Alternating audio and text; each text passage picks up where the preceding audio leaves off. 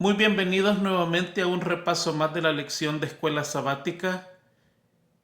En esta ocasión vamos a estar estudiando la lección número 6, que corresponde al segundo trimestre del año 2022. El título de esta lección es Las raíces de Abraham. Y el texto para esta semana lo encontramos en el libro de Hebreos capítulo 11, versículo 8, donde leemos de la siguiente manera: Por la fe, Abraham, siendo llamado, obedeció para salir al lugar que había de recibir como herencia y salió sin saber a dónde iba. Hace unas semanas atrás, en el libro de Hebreos, estuvimos estudiando el tema de la fe y allí pudimos estudiar a Abraham bastante intenso. Así que ahora lo volvemos a seguir de nuevo. La única diferencia es que en esta ocasión vamos a estudiar por las siguientes 3 semanas a Abraham. En esta semana nos vamos a concentrar en el llamado, su salida y sus primeros años en Canaán y Egipto. La siguiente semana vamos a concentrarnos en hablar en el hijo de la promesa, Isaac, el pacto de Dios con Abraham y el sacrificio de Isaac.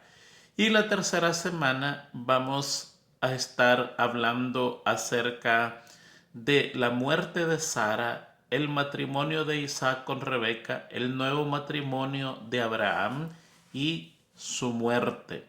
Así que vamos a estar ocupaditos por las siguientes 3 semanas estudiando a este ilustre personaje que le conocemos con el nombre de Abraham. Esta lección prácticamente es una lección muy fácil de compartir porque es una lección histórica. Así es como lo ha diseñado Escuela Sabática, que aprendamos la historia del Génesis.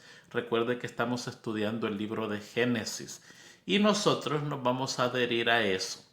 Y no queremos adelantarnos a las siguientes 2 semanas porque vienen temas sumamente importantes y vamos a tener suficiente espacio y tiempo para profundizar. Así que vamos a ir día por día en esta semana aportando quizás nuevos pensamientos que usted no conocía, posiblemente los conocía. De todas maneras, el propósito es que comprendamos mejor la lección y así la podamos impartir en nuestras debidas clases cuando nos toque darlas en nuestras iglesias. Así que vamos a comenzar en este momento con el día domingo, que es la salida de Abraham. ¿De dónde sale y para dónde va? Esa es la primera pregunta que tenemos que contestar. Para entender esto tenemos que remontarnos a la lección pasada, la Torre de Babel. Siempre, desde que el hombre pecó, han habido dos grupos en la tierra. Uno que sigue a Dios y el otro que se rebela contra Dios. Eso siempre ha pasado y siempre pasará. El que sigue a Dios es un grupo pequeño y el que se rebela contra Dios es el grupo gigante. No hay término medio, no hay ninguna persona neutra. Hay gente que dice, mire, yo ni sigo a Dios ni dejo de seguirlo, no tengo religión, trato de ser bueno nada más. Esa persona es neutra. Toda persona neutra se considera un rebelde contra Dios. Eso va a pasar en los días finales. Fíjese que el espíritu de profecía dice que antes que venga el sellamiento, van a haber muchas personas en el mundo que estarán esperando y observando para ver qué bando tomar. Ahí va a haber un bando que está predicando que hay que obedecer la ley de Dios y hay un bando que está diciendo que no. Y estas personas están neutras, están viendo a un lado, están viendo al otro y nunca toman una decisión. Se quedan neutras, se quedan en medio. El espíritu de profecía dice que por quedarse neutras el cielo las considera del grupo de los rebeldes. En el campo espiritual no hay neutralidad. O es de Dios o es contra Dios. aunque usted no sea una persona mala, pero desde el momento en que decide no ser del grupo de Dios, se le considera en contra. Entonces descubrimos que siempre han habido estos dos grupos, desde Caín y Abel. Desde Caín apareció el primer grupo rebelde, todos estos mueren en el diluvio y ahora se vuelve a escribir una nueva página en la historia de este mundo con Noé y sus hijos, y rápidamente, inmediatamente después del diluvio, se encuentran tres pecados grandes allí: la indulgencia del apetito, un padre emborrachándose, un hijo que no respeta a su padre, no respeta lo que Dios dijo acerca de no contemplar la desnudez del padre. Eso conduce al incesto, y encontramos a otro grupo de personas que están construyendo una torre para rebelarse contra Dios. Aquí encontramos ya dos grupos de personas: uno que está siguiendo a Dios y otro que ya está rebelándose contra Dios. Y la historia la estudiamos la semana pasada. Dios los visita, confunde las lenguas y se esparcen por todas las tierras. Sem se quedó en su lugar, lo que es Mesopotamia, conocido ahora como Irak. Por esos lugares se quedó Sem. Jafet subió para lo que ahora conocemos como Grecia, y de Grecia se fue para el norte a poblar el mundo europeo, a poblar el mundo asiático. La semana pasada recibíamos una respuesta interesante, una pregunta interesante, decía: ¿de dónde salieron los chinos? De Jafet. ¿Y cómo, si no se parecen? ¿Cómo se parecen los chinos y los europeos? Bueno, no sabemos. Hay muchas preguntas que tenemos y no sabemos. Lo que sí sabemos es que la genética es afectada por el lugar donde se vive y lo que se come también. Yo conocí a una persona, escuché de una persona de mi país, que se fue normalmente para la China por muchos años, y a los años regresó y estaba chinadita. ¿Cómo pasa eso? No sabemos. Muchos decimos que por la contemplación, ¿no es cierto? Pero en verdad no sabemos.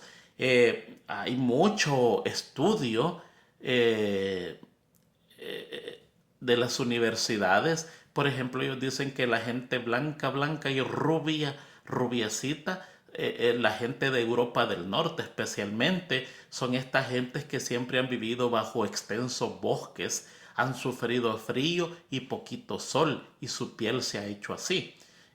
Lo mismo pasa con Cam.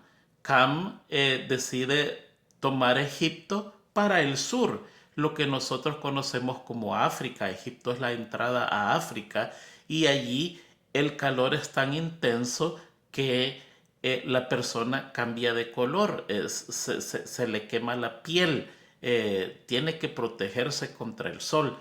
Y es muy interesante cómo los humanos cambiamos aún ahora en el tiempo moderno. Así que a ciencia cierta no tenemos todas las respuestas para dar, solo podemos dar ciertas sugerencias, pero al final, y Eva, al final de todo, todos somos hijos de Adán y Eva. Todos, de allí venimos todos. No importa si usted es blanco, es negro, amarillo, es chocolate o es morado, no importa. Todos nosotros somos descendientes de Adán y Eva, un solo padre y una sola madre. Pues suele suceder que Canaán se había quedado en ese lugar que a Abraham se le había prometido. ¿Dónde era Canaán? Canaán es lo que conocemos ahora como Israel, ese lugar allí que le pertenece ahora a la nación israelita.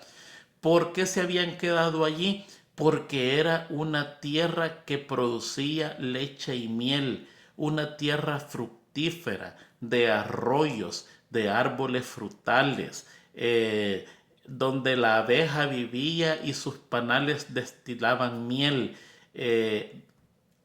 era impresionante según se describe, era casi el jardín del Edén, hermosísima la tierra, no tenía que hacerse mucho por la tierra producía ella sola extensos bosques, el Líbano, allí hay la producción de frutas interesantes como la granada, la naranja, los cítricos, una tierra súper bendecida y hermosísima. Los cananeos, los hijos de Can, se habían quedado allí. ¿A dónde estaba Abraham? Abraham estaba en Mesopotamia, lo que ahora conocemos como nosotros como Irak. Allí es donde estaba Abraham. Entonces Dios le está diciendo a Abraham, mira, vas a salir de tu tierra, de Irak, y te vas a ir para Israel, la tierra cananea. Esa tierra yo te la voy a dar por herencia. Va a ser toda tuya. Pero Abraham no sabe ni para dónde va. Abraham no sabe si la tierra es buena, no sabe si la tierra es fértil, él no sabe. No es nuestros tiempos modernos que los satélites nos mandan fotos y la información está al día en el internet y podemos ver videos de todos lugares, prácticamente podemos conocer el mundo en fotos. No, no, esos días no. Y él sin preguntar absolutamente nada acepta la invitación de Dios. Ahora, ¿por qué Dios quería quitárselo a los cananeos? Bueno, mire, el problema grande era por idolatría. Este pueblo se volvió idólatra por culpa de sus padres. Se apartaron de Dios. Y al apartarse de Dios, automáticamente usted se vuelve idólatra. ¿Por qué? Porque todos tenemos la necesidad de Dios en nuestra vida. Fuimos creados con la necesidad de adorar. Y cuando el hombre abandona al verdadero Dios que se tiene que adorar, termina adorando a cualquier cosa, inclusive puede adorarse a él mismo. No es lo que está pasando en nuestros días y siempre ha pasado. Hay gente que adora un pedazo de concreto, un pedazo de madera, un pedazo de metal, un pedazo de yeso. Lo viste con determinado vestido que se parece a alguien y comienza a adorarlo. Es que el hombre necesita adorar. Fue creado para adorar, pero para adorar a Dios. Y cuando deja a Dios, adora cualquier cosa. Hay otros que adoran animales, hay otros que adoran la naturaleza. Aquí en la región donde yo vivo es común ver gente que los fines de semana está abrazada a árboles. Es divertido verlas. Están completamente abrazadas a árboles porque dicen que están recibiendo energía de esos árboles. Están adorando la naturaleza. La energía viene de Dios. Dios nos da la vida, nos da la respiración, nos da el alimento. Dios nos entrega todo. La energía y la vida viene de Dios, no de ningún árbol. Y ese era el problema de esta gente. Pero cuando Abraham sale, esta gente no había alcanzado el máximo nivel de iniquidad. Eso quiere decir que Dios nos da mucho tiempo de gracia antes de castigarnos. Porque a Abraham se le dice, no la vas a poseer ya, su vaso de iniquidad no ha llegado, pasarán 400 años para que ellos lleguen a rebalsar la misericordia divina. Y Abraham sabía eso completamente. ¿Por qué se los estaba aquí? ¿Por qué se los estaba dando al pueblo de Israel? ¿Porque eran mejores? No, la Biblia es enfática y dice que Dios no les da esa tierra al pueblo de Israel porque eran mejores, sino porque los demás habían cruzado el nivel de iniquidad. Mire, aquí aprendemos algo interesante. ¿Se ha dado cuenta usted que a veces no estamos bien con Dios? No estamos correctamente y muchas veces estamos en pecado y de repente recibimos una bendición y hasta nosotros nos admira y decimos, ¿qué cosa porque Dios me está bendiciendo. ¿Porque usted es bueno? No, porque el que tenía esa bendición ya cruzó los límites de la concupiscencia y se le está quitando y se le está dando a otro. Ahora la pregunta es, ¿qué va a hacer con esa bendición? ¿Va a repetir la misma historia de a quien se le ha quitado o ese va a ser el motivo suyo para llegarse a Dios y volverse un buen hijo de Dios? Fíjese que la mayoría de nosotros cometemos el mismo mal. A veces vivimos en iniquidad. Dios nos da la oportunidad. De repente se abren las puertas. Comenzamos a ver las bendiciones de Dios. Y en vez de volvernos hijos verdaderos de Dios, nos hundimos en la iniquidad y terminamos perdiendo todo como a la persona que se le quitó. Eso fue lo que pasó con los cananeos.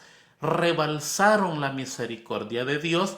Dios les quita esa bendición, se los entrega a los judíos para que aprovechen esa bendición.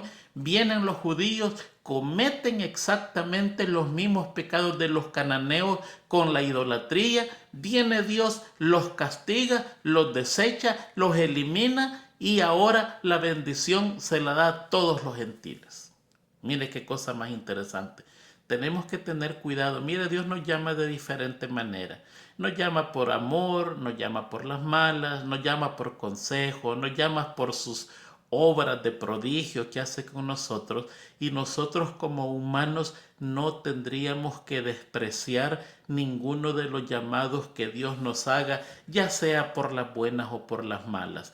Pero si es por las buenas, todavía tendría que ser mucho más mejor.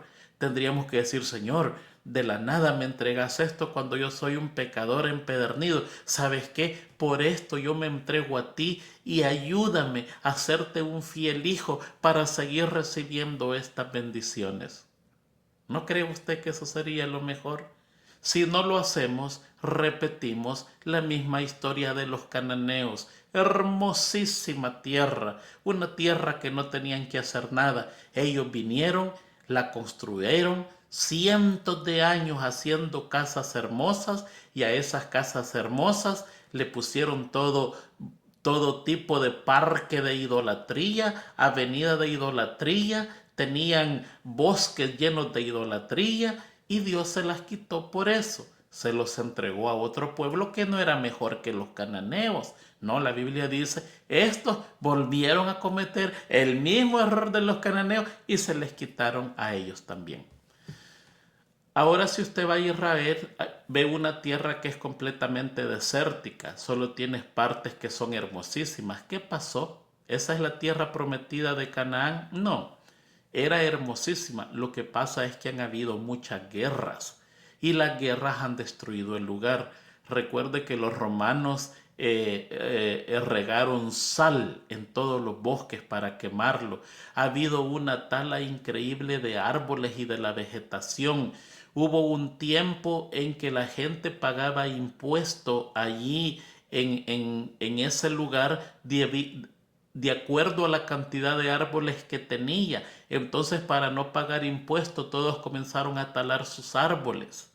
Hay cosas que pasan en el mundo sumamente interesantes, destructivas. Por ejemplo, hay una parte en Suiza que las casas son como lápices, delgaditas y altas con un techo como que es la punta de un lápiz. Y siempre llama la atención ver esas casas porque son tan delgaditas y altas. ¿Sabe por qué? Porque una vez los suizos pagaban impuestos de acuerdo al agua lluvia que recibían. Entonces la gente, para no pagar impuestos, comenzó a construir casas delgaditas y que arriba tuviera un techo puntudito para que el agua fuera poquita y pagaran impuestos. A veces las mismas decisiones del hombre destruyen la tierra, y eso es lo que ha pasado en Israel. Tantas guerras que han habido allí, tanto derramamiento de sangre, tanta destrucción, que ahora el lugar es realmente un desierto. Pero en aquellos tiempos no, era una tierra hermosísima, la Canaán terrenal, una tierra que fluye leche y miel. Allí fue llamado Abraham, allí llegó, no sabía para dónde iba, no sabía cuál era su tierra, no sabía absolutamente nada. Tuvo que dejar Mesopotamia, que es ahora Irak, e ir a vivir como forastero en su propia tierra. Muy bien, vamos a seguir. Llega día lunes, llega a tierra cananea y ahí comienza un problema. En Génesis 12 del 10 al 20 dice que hubo hambre en la tierra, hubo hambre. Está comenzando a llegar al lugar que va a ser su herencia. Primero lo encuentra ocupado por tribus feroces. Los cananeos, según la historia, según la Biblia y el espíritu de profecía, eran tribus feroces, bélicas, adiestrados en la guerra. Y ahora viene Abraham con sus rebaños, un hombre de paz y de quietud, a vivir en medio de ellos.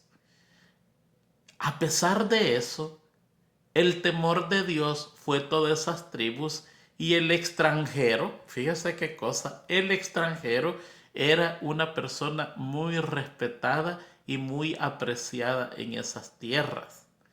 A pesar que por la promesa divina esa era la tierra prometida para él. Pero aquí comienza, podemos decir, con mal pie. Aquí al nomás llegar, él en la tierra de Canaán enfrenta un hambre y allí él decide tomar todas sus propiedades e irse a la parte más cercana que estaba sin hambre, y ese era Egipto. La lección de escuela sabática la apunta como que es un error de Abraham, así la enseña. Vamos a respetar nosotros eso allí, pero el espíritu de profecía lo enseña como que es una prueba, y más yo lo tomo como que es una prueba, porque imagínese usted que Dios le dice, usted está bien en su país, tiene propiedades, tiene siervos, tiene dinero, tiene tierras, está su familia, tiene una vida feliz. Y Dios le dice, ¿sabes qué? Deja todo lo que tienes, deja tus familiares y te vas a una tierra nueva que yo te voy a dar. Y usted sale, no pregunta, no dice nada. Y eso fue el caso de Abraham. Y llega a una tierra que está ocupada por tribus feroces. Y ahora usted, que antes tenía propiedades, se convierte en un nómada. Una persona que anda errante para arriba y para abajo. No tiene un lugar estable donde estar. Es extraño en esas tierras, y después de haber obedecido la palabra de Dios, la bienvenida que se le da es un hambre. Y usted está enfrentando el hambre y dice, ¿y ahora qué voy a hacer? ¿Será que no fue la palabra de Dios la que me habló? Porque si yo no tenía necesidad de este problema. Yo estaba bien en mi tierra.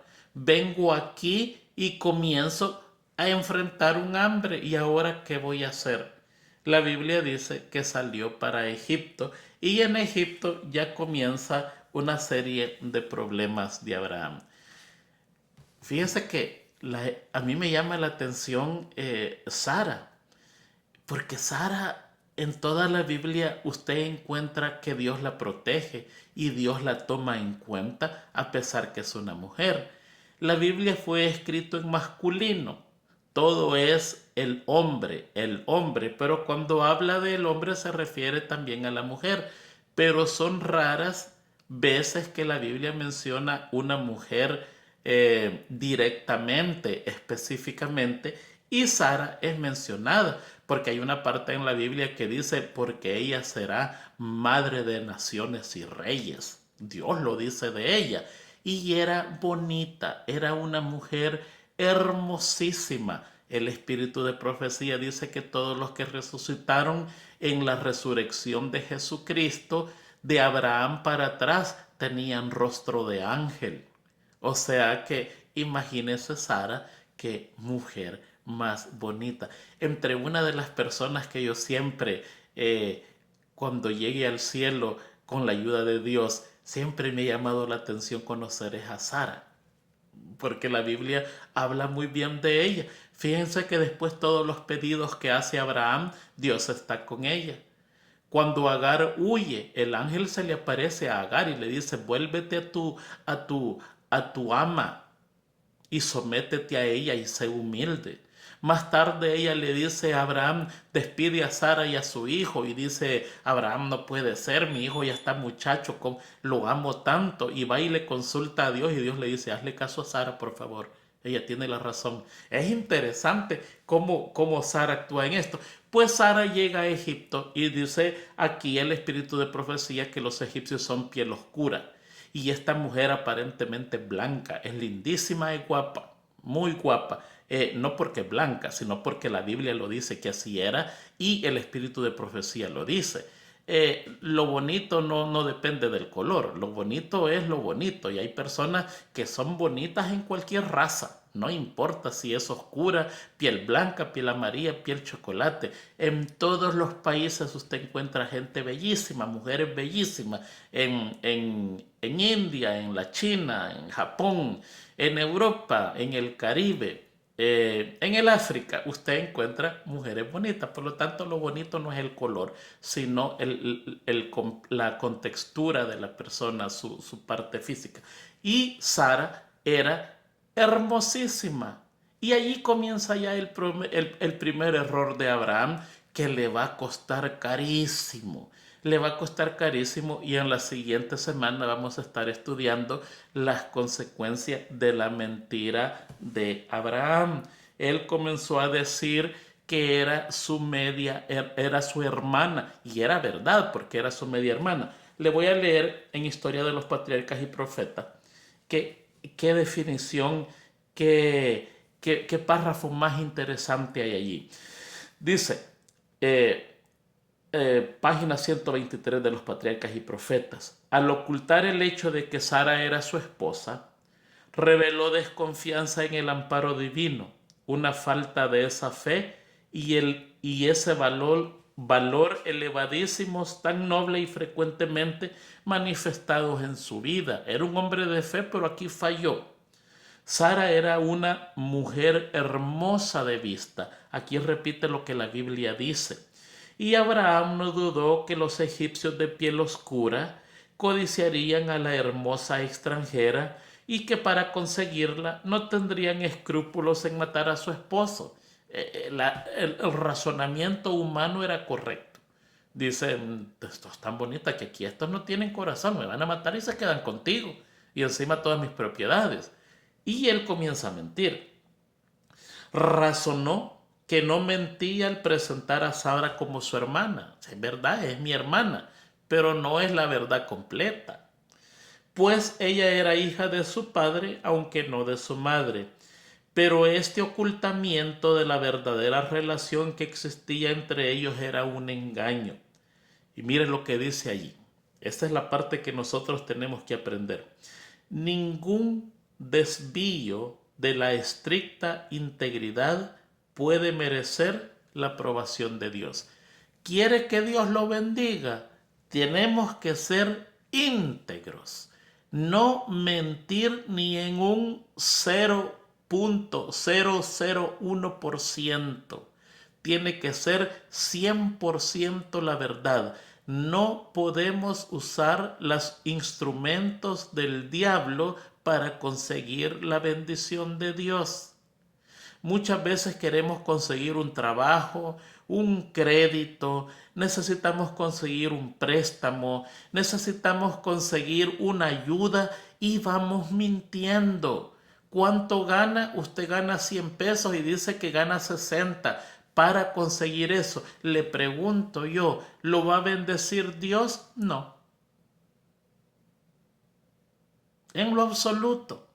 Entonces, cuando nosotros mentimos y aún conseguimos lo que queremos, usted está usando las herramientas del diablo para conseguir la bendición de Dios. pues esa no es bendición de Dios. Eso usted lo consiguió a través de una mentira y no entra en la bendición de Dios, y así como lo consiguió, más tarde se va a meter en problemas, se lo van a quitar, se lo van a cobrar y va a pagar las terribles consecuencias. Mira, hermano, seamos íntegros.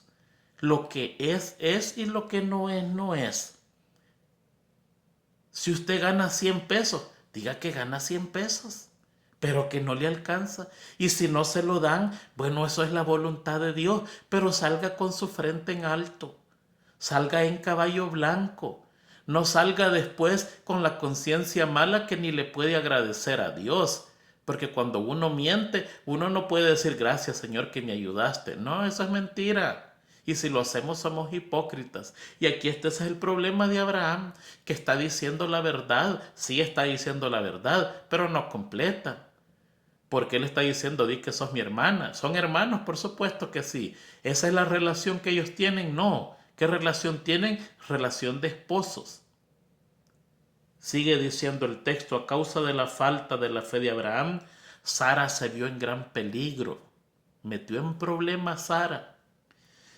El rey de Egipto, habiendo oído hablar de su belleza, la hizo llevar a su palacio, pensando hacerla su esposa, pero el Señor en su gran misericordia protegió a Sara. Eso es lo que yo les digo. Pareciera ser que Sara es una niña mimada de Dios, y todos lo somos. Si somos obedientes, no tenemos mucha información de Sara, pero al leer eso, parece que Sara era una persona de buen temple, enviando plagas sobre la familia real. Por este medio supo el monarca la verdad del asunto, e indignado por el engaño en que había sido objeto, devolvió su esposa a Abraham. Mire qué cosa, qué tremendo error está cometiendo Abraham. Ahora, si usted lee la Biblia, que lo invito a que la lea, allí el faraón cuestiona a Abraham y le dice, ¿por qué has hecho esto? ¿Por qué me has engañado? ¿No has visto que Dios casi me castiga por tu propia culpa? Y lo expulsó. Le dijo, vete de acá, toma todas tus cosas, y le dio encima regalos.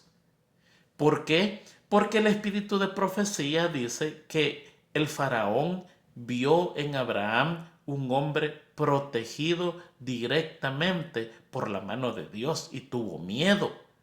Él dijo, si este hombre se queda en Egipto y alguien de este pueblo le llega a hacer un mal, Dios a mí me va a castigar, así que para afuera, váyase para afuera. Y lo escoltó, no lo mandó así nomás, después de darle regalo, de ahí salió inmensamente rico. Mire, es interesante que en las dos ocasiones que los hijos de Dios han ido a Egipto, han salido inmensamente ricos. Abraham salió inmensamente rico, y los hijos de Israel, después de 400 años de esclavitud, salieron profundamente ricos, porque las bendiciones, las riquezas del impío, del pecador, terminan siendo del Hijo de Dios. Y si no cuida la obediencia a Dios, también termina perdiendo esa riqueza. O sea que las riquezas no tienen dueño, andan de mano en mano dependiendo de quién es la persona que las está usando. Si esta persona las usa para bien, bueno, las va a usar para bien, y si las usa para el mal, se le van a quitar. Y aquí Abraham sale inmensamente rico y escoltado por el ejército del faraón para que no le vayan a hacer nada. Allí es donde consigue a Agar, porque aquí vamos a entrar a la historia egipcia. En los libros de la historia egipcia está narrado este caso, y allí lo menciona, está en inglés, tristemente está en inglés y habría que traducirlo al español, pero en la historia egipcia allí dice de que por el insulto que el faraón le hizo a Sara, él le pidió disculpas y le dio como regalo a una de sus hijas. O sea que Agar es una princesa, y se la dio como esclava para que le sirviera para el resto de su vida. Por ahí aparece Agar, que más tarde se vuelve otro problema, un problema seriosísimo, cuando Abraham la toma como esposa y aparece Ismael. Qué tremendo errorazo que se comete allí, de un pequeño desvío, de una mentira casi verdad. Comienza a desenvolverse una cadena de tragedias y de eso tenemos que tener mucho cuidado. Mire, antes de pasar a lo siguiente, no hay mentira blanca, no hay mentira negra. Mentira es mentira. Hay gente que dice, sí, pero es una mentira blanca. No, no hay tal cosa. Mentira es mentira. ¿Cuál es la diferencia de estas dos mentiras? El grado de culpabilidad. Fíjense que cuando le voy a poner un ejemplo. En el tiempo de la Segunda Guerra Mundial, los suizos tenían la costumbre de meter a los judíos en los techos y allí los escondían tan seguramente que nadie los podía encontrar. Y cuando llegaban los alemanes preguntando por judíos, ellos decían, no, nosotros no tenemos a nadie. Y los alemanes entraban a las casas y era imposible hallarlos. Esas casas estaban tan bien hechas que los podían esconder fácilmente. Entonces usted dice, esta es una mentira blanca. No, no es mentira blanca. En el cielo se cuenta como mentira. ¿Cuál es la diferencia? Que no tiene culpabilidad. Porque ¿qué es peor? Decirle sí, hay 5 personas que son judías y que las maten a los 5, o mentir y salvarle la vida a estas personas. ¿Ve? Entonces, ¿qué pasa? En este caso, la culpabilidad es 0, pero se cuenta como pecado. Y eso tenemos que comprenderlo. Tenemos que pedir perdón por esa mentira, aunque la culpabilidad fue 0. Pequeñito, un tío mío murió y mi bisabuela, que la logré conocer, era uno de los niños que siempre ella preguntaba. Y padecía del corazón y me dijeron a mí, cada vez que te pregunte dónde está tu tío, dile que está trabajando, porque si no se va a morir. Y cada vez que mi bisabuelita me decía, ¿dónde está Luis Freddy? Así se llamaba, yo le decía, está trabajando, está trabajando. Tenía que mentir. ¿Es mentira blanca? No, es mentira, es una total mentira. Pero si se hubiera dicho la verdad, el resultado hubiera sido siniestro, difícil. ¿Qué pasa entonces? ¿Cómo ve el cielo todo eso? Como mentira. Y por esa mentira yo he pedido perdón. Y yo le he dicho al Señor, Señor, perdóname por la mentira de mi bisabuelita. Era circunstancial, pero es una mentira que se me tomó como pecado. Se lo voy a poner de otra manera más claro. Imagínese que usted va en la calle manejando, se atraviesa una persona, usted no la ve, la atropella y muere. ¿Qué es lo que pasó allí? Esa es una muerte. ¿Lo hizo usted culpablemente? No, jamás, ni siquiera intentó. Ahora fíjese bien, un asesinato. Hay alguien que a usted le cae mal y usted lo investiga, sabe a dónde está, a qué horas y a qué hora darle muerte, y a esa hora específicamente le da muerte. Ese es un asesinato. Ahí hay 2 muertes. ¿Cuál es la diferencia? Que uno usted es 100% culpable y en el otro no. En el que lo buscó y lo planeó, ese es 100% culpable. En el otro no. Usted no quiso, no conocía a la persona. Fue un problema de ella, se atravesó la calle. Usted trató de salvarlo, lo golpeó y la persona murió. ¿Cuánto es culpable allí? 0, pero es muerte. Entonces, ¿qué dice el cielo? Ah, no, no es muerte porque fue sin querer. No, el cielo no dice eso. El cielo se le apunta como muerte, pero a la par se le pone 100% inocente. No quiso, ni se le ocurrió, ni pensó, trató de no hacerlo. Son accidentes que pasó, pero por ese pecado hay que pedir perdón, aunque seamos 100% inocentes. Eso es lo que pasa con la mentira también. No hay mentira blanca ni mentira negra. Mentira es mentira y cada vez que mentimos recibimos las consecuencias. Aquí podemos decir que Abraham tuvo una mentira blanca. Mire qué tremendas consecuencias las que tuvo después. Qué terrible desenlace que afecta hasta ahora nuestros días y va a seguir afectando hasta que Cristo venga. Una mentira blanca. Qué cosa más impresionante.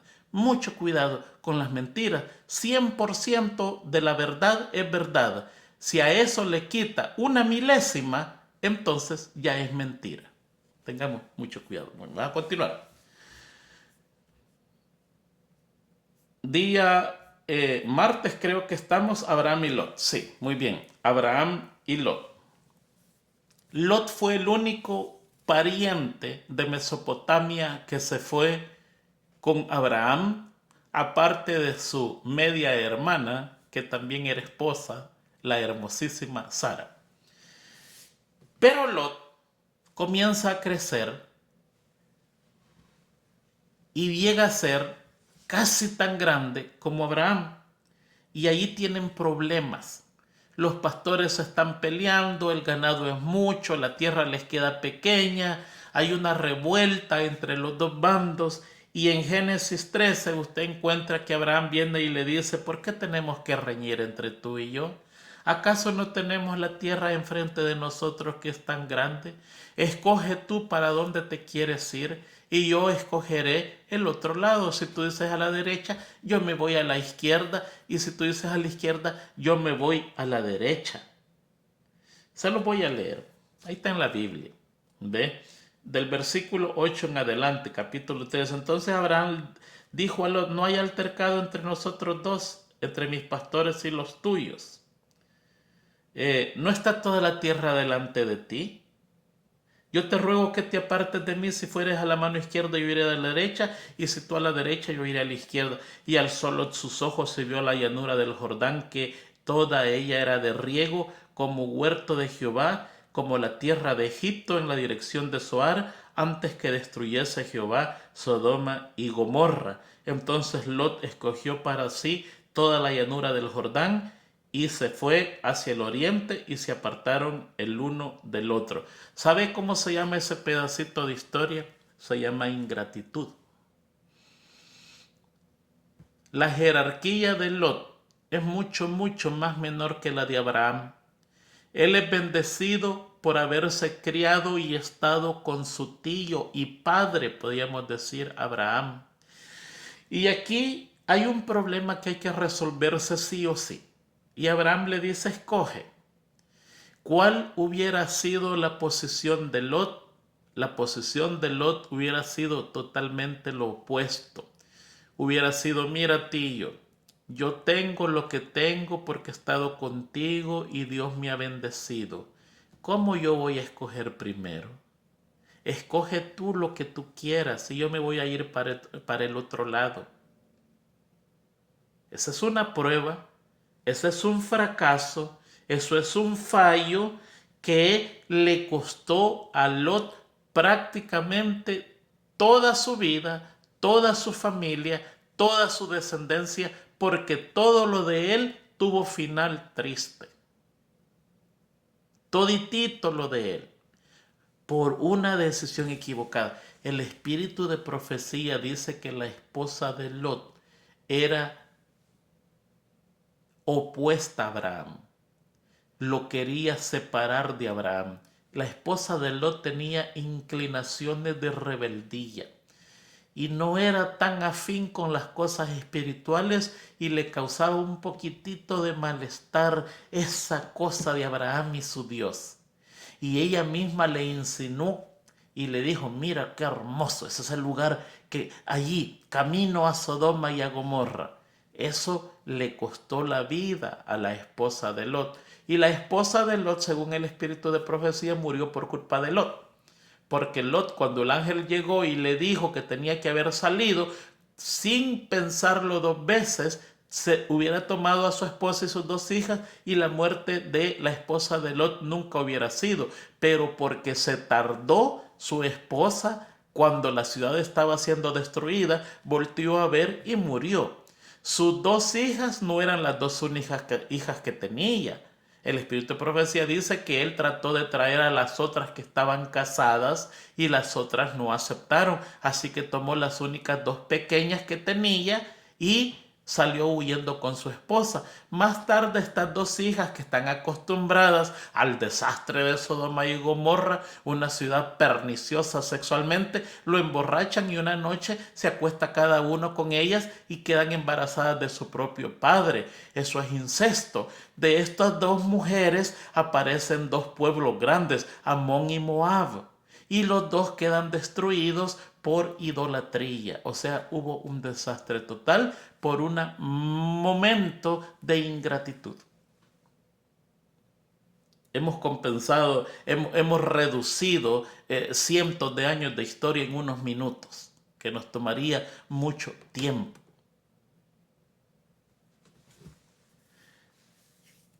Malas decisiones, incorrectas decisiones, ingratitud. Sabe que uno de los problemas de nosotros es la ingratitud. Somos medios ingratos. Ingratos con nuestros padres. Ingratos con quienes nos ayudan. Ingratos con Dios. Ingratitud. ¿No fue el problema de Israel ingratitud? Dios los cuidaba. Les cuidaba el calzado, les cuidaba la ropa, les cuidaba el aire acondicionado, les cuidaba la calefacción. Les cuidaba la comida, comida de ángel les daba el maná, que el espíritu de profecía dice que es trigo del cielo, comida de ángeles. No se enfermaban, a buena mañana aparecía el maná, y en su ingratitud dicen: estamos hartos de la comida de los ángeles. ¿En qué ocurrencia Dios nos da solo esta comida? Ingratitud. Y a veces nosotros somos ingratos. La ingratitud es el resultado de la desconformidad con lo que tenemos. Muchas veces Dios decide que tengamos solo 10 pesos, pues por 10 pesos tenemos que estar agradecidos. Hay uno que tiene 2 nada más. Muchas veces Dios decide que tengamos 100 pesos, 200 pesos, 300 pesos, pero hay unos que tienen 5,000 pesos y están inconformes porque ven a otro que tiene 15,000 y ellos solo tienen 5,000. Ingratitud. Hermanos, tenemos que estar contentos con lo que nosotros tenemos si nosotros no somos de este mundo. Lo que Dios nos da es para Él mismo. Tendríamos que usarlo para Él mismo. Y si no nos da nada, ¿acaso no fue la vida de Jesucristo? Mire, si usted es una persona rica y tiene todo, Jesucristo es Dios de todo. Él es el Rey, el dueño de todo. Se lo dio porque su amor así Él lo decidió. Pero si usted es una persona pobre que no tiene nada, ¿acaso no fue la vida de Jesucristo en esta tierra una pobreza total? Donde Él dijo: las zorras tienen cuevos, los pájaros tienen nidos, pero el Hijo del Hombre ni siquiera tiene donde recostar su cabeza. Una pobreza total. Así que con lo que usted tenga, en riquezas o en pobreza, séale agradecido a Dios, porque eso es lo que en su amor Él le permitió dar. Hay cosas más importantes que la riqueza, como es la salud y la vida. Qué cosa más hermosa levantarse todos los días bien dormido, bien descansado, y agradecerle al Señor por un nuevo día, aunque tengamos un trabajo humilde. Tenemos que ser agradecidos. Al no ser agradecido, florece la ingratitud. La ingratitud nos lleva a tomar malas decisiones que repercuten por el resto de nuestras vidas, hasta nuestros hijos, nietos y bisnietos. Miren, en la Biblia, en los Salmos, hay un versículo que en este momento no me acuerdo la cita, pero dice: un solo pecador hace mucho mal. Así dice. Eso es todo lo que el texto dice. Un solo pecador hace mucho mal. Sí, es que una sola persona que cometa un error, un pequeño deslizón de unos segundos, usted ha destruido familias enteras por el resto de la vida en esta tierra.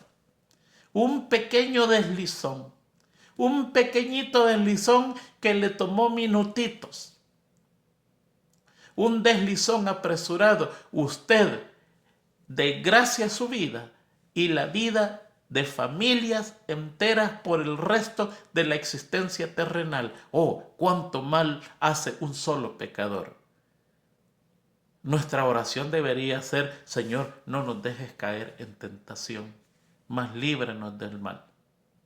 Porque un solo pecador hace mucho mal y yo no quiero ser ese un solo pecador que haga tanto mal en la historia de este mundo. Todo lo contrario, que yo solo, esta persona, haga mucho bien y quede registrado en los libros de la memoria todo el bien que yo hice en este mundo mientras viví en este lugar. Ojalá sea nuestra oración eso. Muy bien, vamos a pasar al día miércoles, la coalición de Babel. Es interesante cómo le ponen el título a este día. Allí hay 4 ejércitos de Mesopotamia contra 5 ejércitos cananeos. Ya está el pleito entre Sem y Cam. Los de Persia son los que se quedaron en Mesopotamia. Supuestamente los hijos de Dios que poco a poco también fueron cayendo en idolatría. Y los de Cam, o los 5 reyes cananeos, son los que se fueron y ahora habitan en la tierra prometida. Ya hay un pleito ya. Los cananeos en contra de los semitas. Y Abraham está en medio de esos 2 bandos. Y él no toma ni uno ni otro. Porque la lección es clara, que él esa tierra la va a recibir por promesa y no por guerra. A él le queda completamente claro. Pero él se ve involucrado en esa guerra.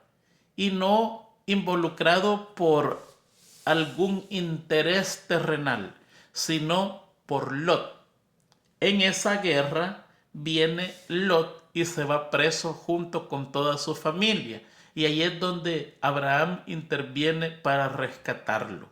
Va, lo rescata, solo de acuerdo a la lección, solo ataca el campamento donde está su sobrino Lot, lo libera y de suerte ahí está el rey también, que queda liberado. Ahora, hay algo interesante que nosotros tenemos que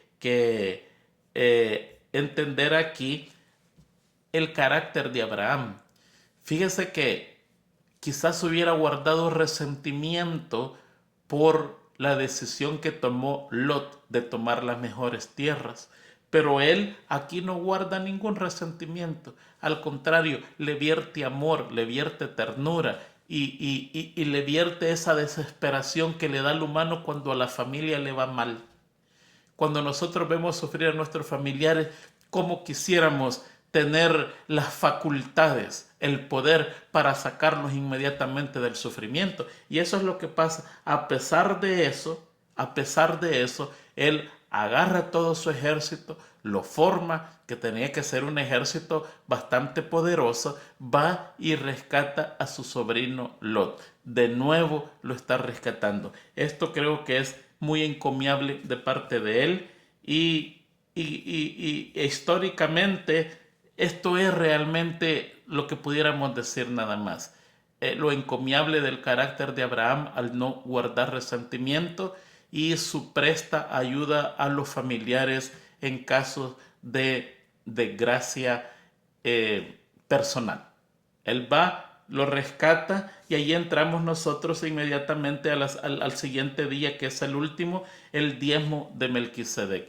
Cuando él viene, vamos a leerlo, Génesis 14, del 18 al 24, dice: entonces Melquisedec, rey de Salem y sacerdote del Dios Altísimo, sacó pan y vino y bendijo diciendo: bendito sea Abraham, el Dios del Dios Altísimo, creador de los cielos y de la tierra, y bendito sea el Dios Altísimo que entregó a tus enemigos en tus manos. Y le dio a Abraham los diezmos de todo. Hasta ahí vamos a leer. Fíjese que esto lo estudiamos la vez pasada, que estudiamos Melquisedec. Yo no sé si usted se acuerda el estudio que nosotros tuvimos de Melquisedec. Vamos a recordarlo un poquitito, qué es lo que pasó esa vez. Por línea directa, Dios tenía patriarcas y leíamos que uno de los patriarcas en línea directa fue Sem. La historia judía, la tradición judía dice que Abraham fue crecido en su niñez en la casa de Noé y fue Sem quien le enseñó. Por lo tanto, aquí no tendría que ser para nosotros de gran admiración que Abraham le entrega los diezmos a Melquisedec. Melquisedec es un título, no es un nombre. El verdadero nombre de él es Sem, el sacerdote del Dios Altísimo en ese momento. Entonces, cuando nosotros leemos el espíritu de profecía, el espíritu de profecía es claro en decir que Melquisedec no es Jesucristo. Muchas personas consideran a Melquisedec como Jesucristo. No, es de la orden de sacerdotes, de la orden de patriarcas, de donde viene Adán, donde viene Abel, donde viene Set, donde viene Enoc, Noé.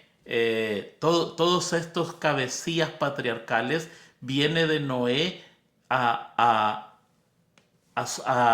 Sem, y Sem es pasado directamente a Abraham. Por lo tanto, Abraham aprende de Sem.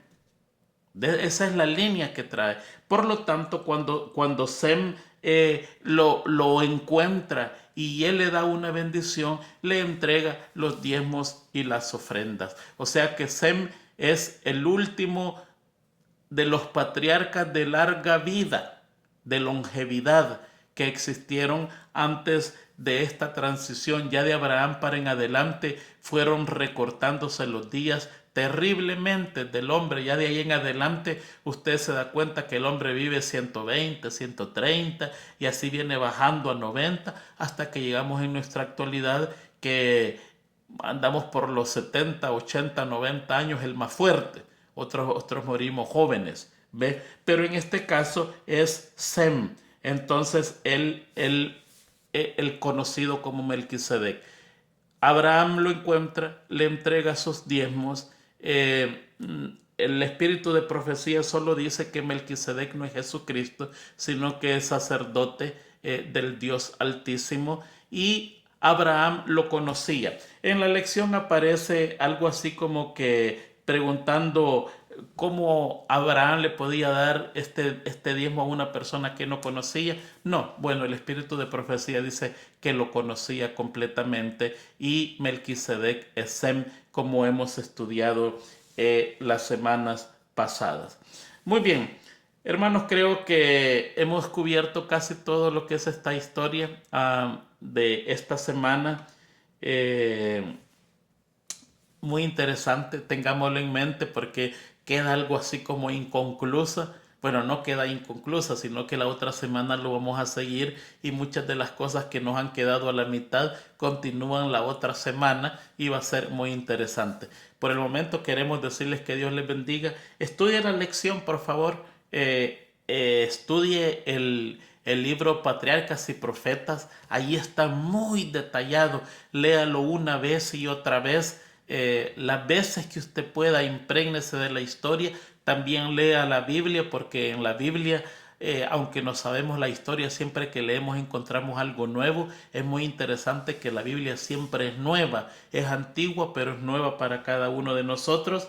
Y pues leyendo y estudiando es como nos nutrimos de la palabra de Dios. Así que, se lo dijimos al principio, una lección muy práctica, muy fácil de dar porque es historia. Queremos decirle que Dios los bendiga, y nos vemos la otra semana con la continuación de esta fascinante historia de Abraham. Feliz semana a todos.